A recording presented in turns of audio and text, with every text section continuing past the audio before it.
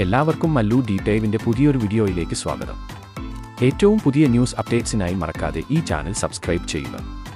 ഏത് സീസണിൽ ആയാലും ബിഗ് ബോസ് ഷോ ആണെങ്കിൽ അതിൽ കോംബോ പിടിച്ച് മുന്നോട്ട് പോകുന്ന ചില മത്സരാർത്ഥികളുണ്ടാകും.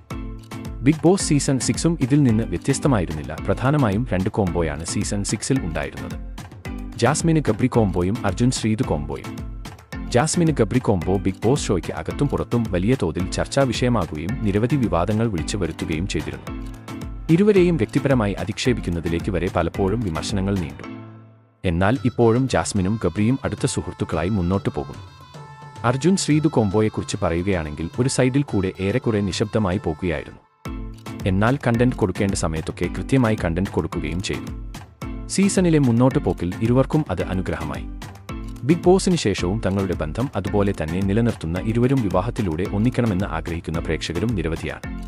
പല പ്രേക്ഷകരും തങ്ങളുടെ ആഗ്രഹം പരസ്യമായി തന്നെ പറയുകയും ചെയ്തിട്ടുണ്ട്.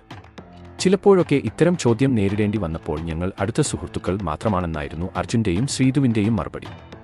ഇപ്പോഴിതാ ഏഷ്യാനെറ്റിൻ്റെ ടെലിവിഷൻ അവാർഡ് നിശയിൽ സ്പെഷ്യൽ പെർഫോമൻസുമായി എത്തുകയാണ് ഇരുവരും.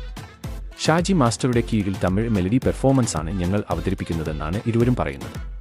താൻ നേരത്തെ തന്നെ ഏഷ്യാനെറ്റിൻ്റെ ഇത്തരം വേദികളിൽ പരിപാടി അവതരിപ്പിച്ചിട്ടുണ്ടെന്ന് ശ്രീതു പറയുമ്പോൾ എന്നെ സംബന്ധിച്ച് ജീവിതത്തിൽ ആദ്യമാണ് ഇതുപോലെയുള്ള പരിപാടികൾ എന്നാണ് അർജുൻ്റെ പ്രതികരണം. കഴിഞ്ഞ തവണ അവാർഡൊക്കെ കിട്ടിയിരുന്നു. ബിഗ് ബോസ് കാരണമാണ് ഇത്തവണ ഈ അവസരം ലഭിച്ചത്.